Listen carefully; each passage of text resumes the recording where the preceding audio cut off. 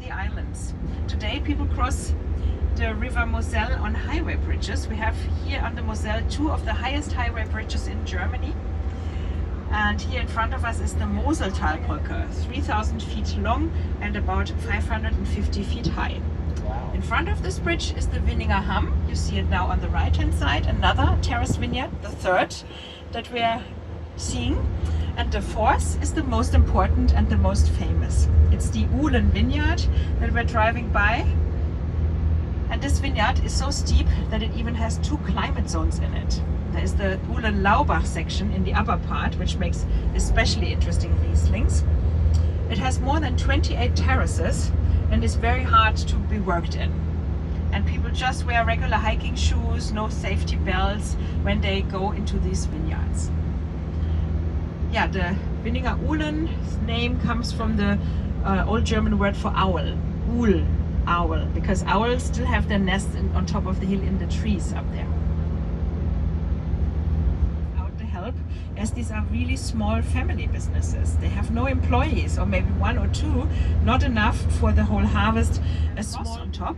And then in between, little black chapels, which are 14 altogether, the stations of a Way of the Cross from the medieval ages.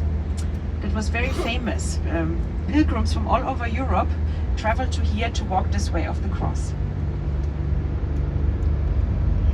In the later time, the nobles that ruled here did not want to live on hills and castles anymore. They would rather now live in the valley. So, for example, in the 18th century, the Counts of Liebig that ruled here, they had a palace, a castle here. You not do very often in your life. We're driving through a castle, and the reason why we do this is that this castle was a water castle. It was standing in the middle of the river, or on the side of the river, with moats around it. And when they built this road, the workers thought that this castle was disturbing them. It was in the way, and so they decided that they would make just a tunnel through it and continue the road just straight along the river bank. This was the thinking of the 1960s. Talking about monasteries, you will see on the left side of the riverbank a quite big monastery, the Brothers of Jesus Christ monastery, which was changed in the 1980s. It became a home for 350 handicapped kids and adults.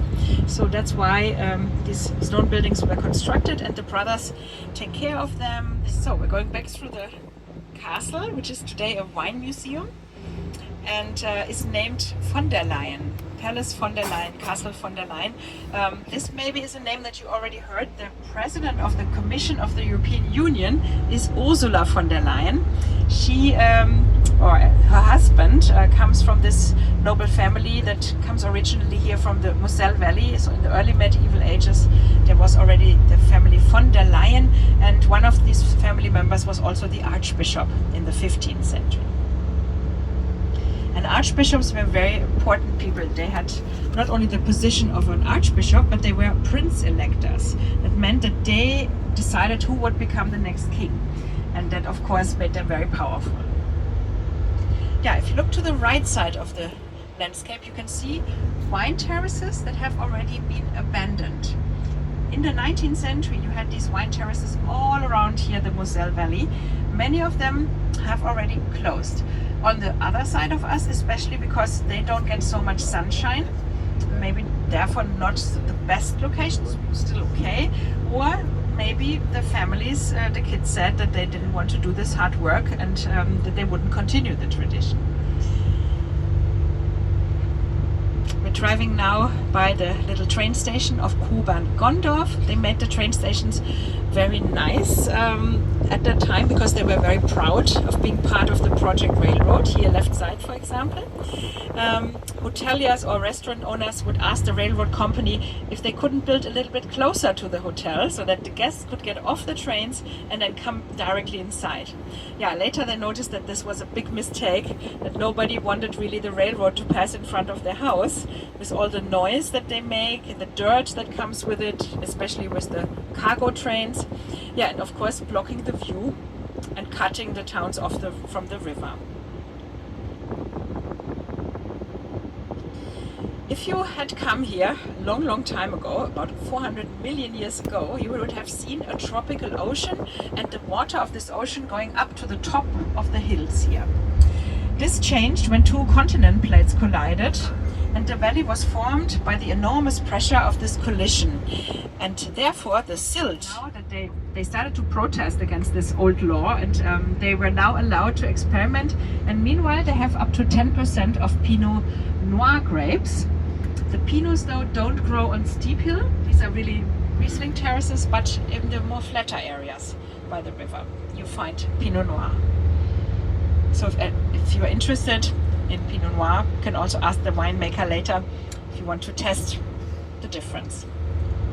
We're now coming by the Winninger Uhlen, and you see all the roses nicely blooming, and maybe you already saw all these rails that go up and down the hills. Some in two rails, others just one. They go really up, steep up there. This is a Japanese system, these monoracks. These are the one rail kind of little trains, and you see here on the left hand side a carrier. So you can operate these carriers with the engine of a little truck that you park down below, and then you can move them up and down. To move up for equipment, for example, but to move down, also to bring the harvest down, that's possible, as they harvest here in little square plastic boxes that you can staple on these wagons. And therefore the harvest comes partly down in these boxes. And harvesting in small boxes is much better for the quality of the harvest, as these big containers that people sometimes carry on their back, of course you have too much pressure on the delicate grapes and you don't want them to get damaged. What you will do when you bring everything as quickly as possible to the winery is that you put them in the riddling machine. This very carefully riddles the grapes so that they crack open, the skins crack open, and then they can rest a little bit to develop the aromas slowly. It is very important for the winemaker that the grapes get no stress. This is for them very important for these fine aromas.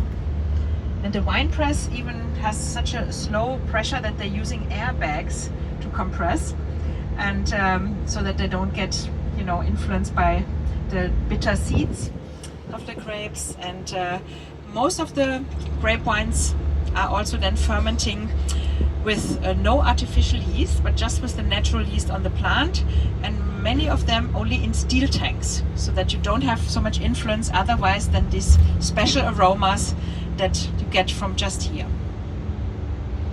We have reached now the town of Winningen, and before we go to our winery, I would like to show you the whole landscape from above. Therefore, Amar will bring us through the town up to the hill to the airfield, where there is a beautiful lookout point for you. And timber buildings even a bit older. To the left hand side is also the central market, where they have really a market every week for people to buy groceries, cheese and meat there. And people that live here normally don't move away so easily because of the very nice sense of community that they have here. And you're still very close to the city of Koblenz. If you want to work in Koblenz, that's absolutely possible. Here on the right hand side you see these old tractors with the wagons that they tear through the vineyards. This is a party activity. You can invite your friends to drink wine and drive through the vineyard. So the wooden tables, they have holes in which you can place the wine glass so that you don't spill over. And this is also done, for example, bachelor parties, things like this, so the mood gets better every time.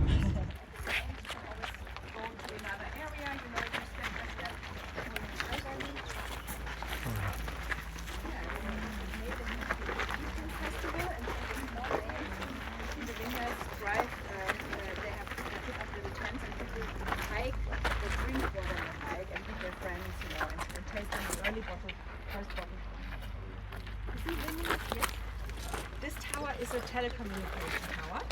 It's about twice as high as you see it, and was built in the 80s, inspired by the Space Needle Tower in Seattle.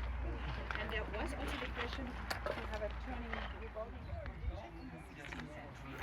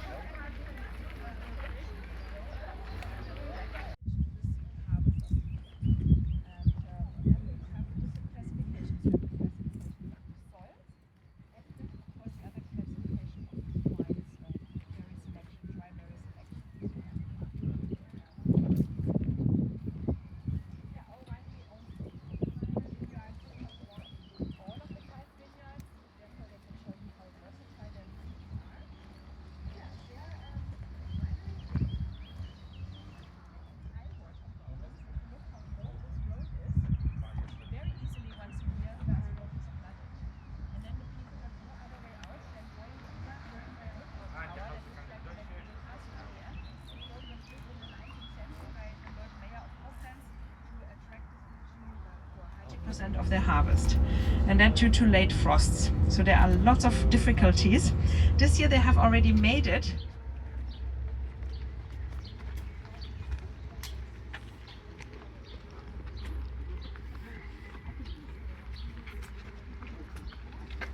Our estate, but before I would like to give you some explanations at our vineyard, which is just a few meters long.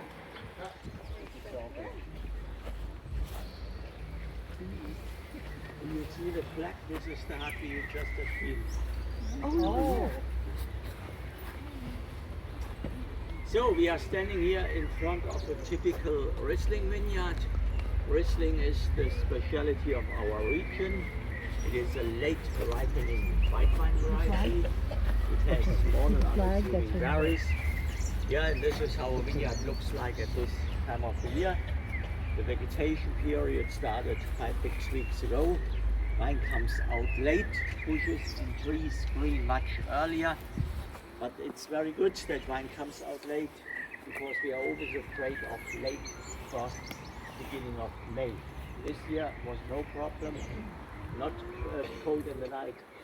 But last year was quite peculiar. We had a very warm March. The shoots went last year.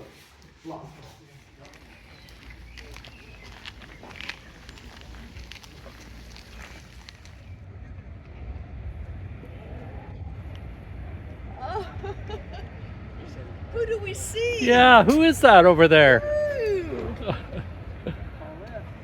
all wined out?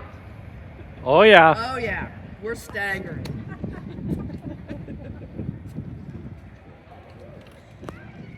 I think I see two of you.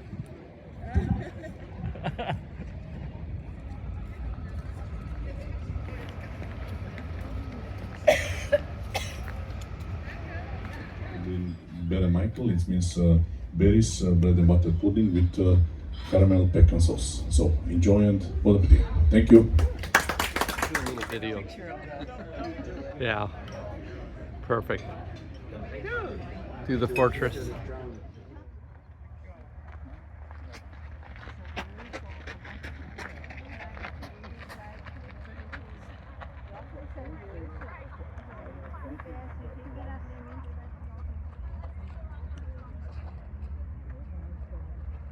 Wallet. Oh, you didn't give me the video. I did. No, getting it now. Well, that were neat. The reflection on the water.